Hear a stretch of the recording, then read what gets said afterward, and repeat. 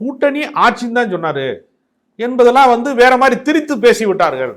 அப்படின்னா அவர் சொல்லவே இல்லை, கூட்டணி தான் சொன்னாரு, கூட்டணி ஆட்சின்லாம் சொல்லல, கூட்டணி ஆட்சி அமைக்கும்னு சொன்னாரு என்றெல்லாம் கூட விளக்கங்களை எல்லாம் அவர் கொடுக்கும்போது கூட உடனடியாக கொடுக்கலாம்.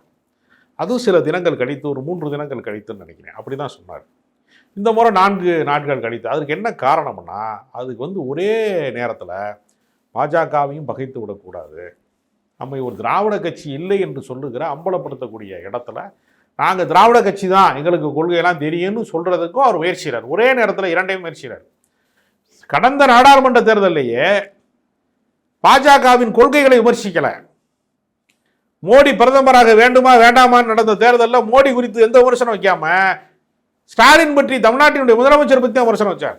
திமுகவா அதிமுகவா என்கிற விமர்சனத்தை வைத்தார். அப்ப எடப்பாடி பழனிசாமி ஒரு நம்பகத்தன்மையை பெற முடியாதவராக தொடர்ந்து இருக்கிறார். தன் கட்சியினுடைய அடிப்படை கோட்பாடு என்ன என்று, திராவிடம்னா என்ன, அது புராணம் படித்தாலுக்கு தான் தெரியும் என்று அவர் சொன்னதன் மூலமாக அவருக்கு புராணமும் தெரியல, திராவிடமும் தெரியல என்று தன்னுடைய அறியாமையை தான் அவர் வெளிப்படுத்துறார்.